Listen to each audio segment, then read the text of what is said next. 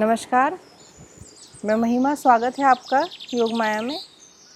आज मैं आपको बताने वाली हूँ सर्वांगासन और उसके अनगिनत लाभ। योग जीवन शक्ति का एक चार्जर होता है। शहरों की दौड़ती लाइफ और सुस्त होते हम लोगों की लाइफ में कई परेशानियाँ आने लगती हैं। ये समस्याएं ना सिर्फ शारीरिक होती हैं बल्कि मानसिक भी होती हैं। टेंशन, तनाव, स्ट्रेस, अनिद्रा जैसी बीमारियां भी नहीं, एक तरह से लाइफस्टाइल जो है हमारा वही हमें दे रहा है। इन्हीं समस्याओं को दूर करने के लिए सर्वांग आसन की रचना की है। इस आसन को सभी आसनों की माँ कहा जाता है क्योंकि ये शरीर के साथ साथ मन को भी लाभ पहुंचाता है। सिर्फ हमारे मेटाबॉलिज्म को ही एक्टिवेट नहीं करता बल्कि हमारे दिमाग को भी स्थिर करता है। आज के टाइम में दुनिया में बैलेंस बनाकर रखना एक सबसे बड़ी चीज़ है जो ये आसन हमें बखूबी सिखाता है। अगर हम इसका अभ्यास करें तो कैसे अपने शरीर को बैलेंस करना है वो हमें ये सिखाता है। तो चलिए आइए शुरू करते हैं। पहले मैं सर्वांगासन का अभ्यास करके दिखाऊंगी कि कैसे करना है। उसके बाद मैं इसके जो लाभ हैं इसके वो लाभ बताऊंगी और जिनको ये नहीं करना चाहिए और क्या क्या बातों का ध्यान रखना चाहिए वो सब बताऊंगी।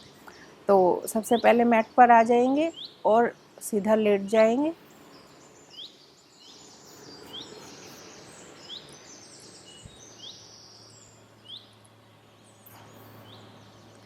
श्वास भरते हुए अपने हाथों को शरीर के दाएं बाएं रखेंगे। श्वास भरते हुए अपने पैरों को ऊपर उठाएंगे। अब यहीं से अपने कमर वाला पार्ट ऊपर उठाएंगे और दोनों हाथों से उसको हैंड और इसी अवस्था में रुकेंगे।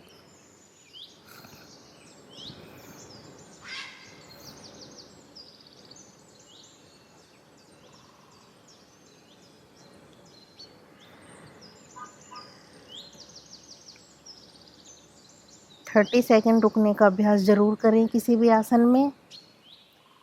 योग तभी फायदा पहुंचाता है जब हम आसन में रुकने का प्रयास करते हैं। कैसे हमारा ब्लड सर्कुलेशन सिर की तरफ आता है हमें इस आसन में आने के बाद अनुभव होता है।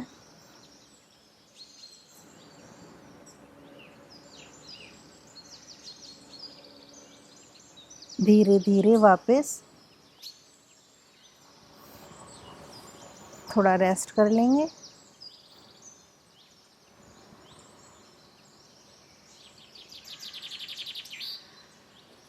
दाएं कोहनी का सहारा लेकर उठ जाएंगे। तो अभी जो हमने सर्वांगासन किया हम इसके 2-3 बार अभ्यास कर सकते हैं और इसके अब मैं लाभ बताऊंगी तो आप उसको ध्यान से सुनिए। सर्वांग आसन से हमारे कंधे और गर्दन मजबूत होते हैं, इनकी अच्छी से टोनिंग हो जाती है। ये रनर्स के लिए बहुत अच्छा आसन है। तो जो एथलीट हैं, जो दौड़ने की प्रैक्टिस करते हैं, उनके लिए बहुत अच्छा आसन है। ये उनको रिलैक्स फील कराता है इस आसन में। थायराइड, पैराथायराइड ग्लैंड्स के लिए बहुत अच्छा है, उनको स्टिमुलेट करता है। ये ब्रेन शार्प होता है। तो ये बच्चों को तो ज़रूर इसका अभ्यास करवाना चाहिए, धीरे धीरे प्रैक्टिस करानी चाहिए उनको, जिससे वो ये आसन अच्छे से करने लगें। हार्ट की मसल्स को स्ट्रेच करता है, पाचन तंत्र को सुधारता है, हमारे एक्स्ट्रा फैट को भी कम करता है। कई प्रकार के डिसऑर्डर जो होते हैं उनके लक्षणों को ये आसन दूर करता है और नर्वस सिस्टम को स्ट्रॉन्ग करता है, शार्प करता है, इम्प्रूव करता है। ब्लड का फ्लो सिर की तरफ जाने से ये हेयर फॉल को भी रोकता है और एक तरह से कहा जाए तो ये हमारे मन को भी शांत करता है। तो ये तो इसकी बहुत सारी खूबियाँ हो गई। अब मैं थोड़ा सावधानियाँ की क्या हमें सावधानी बरतनी चाहिए सर्वांगासन करने से पहले। तो सबसे पहले तो ये हमें ध्यान रखना चाहिए कि ये आसन हमें सिर्फ सुबह ही करना है। अगर हम किसी वजह से सुबह नहीं कर पाते हैं तो और अगर शाम को करना है तो कम से कम 6 से 7 घंटे का खाने का गैप ज़रूर होना चाहिए, जो ऐसा पॉसिबल मुश्किल ही होता है। तो इसलिए प्रेफर करते हैं कि ये आसन सुबह ही किया जाए। थोड़ा वार्म अप एक्सरसाइज या सूक्ष्म व्यायाम ज़रूर करें, जिससे हमारी बॉडी वार्म अप हो जाए और हम अच्छे से सर्वांगासन कर पाएँ। धीरे धीरे अभ्यास करें, फिर जब धीरे धीरे करेंगे तो एक दिन हम इसमें सफल हो जाएंगे। एक ज़रूरी नहीं कि पहले दिन ही हम पूरा अच्छे से कर पाएँ।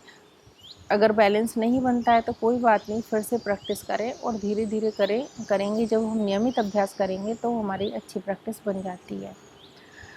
अब किनको नहीं करना है वो भी थोड़ा ध्यान दें। जिनको हाई बीपी की प्रॉब्लम है वो ये आसन ना करें।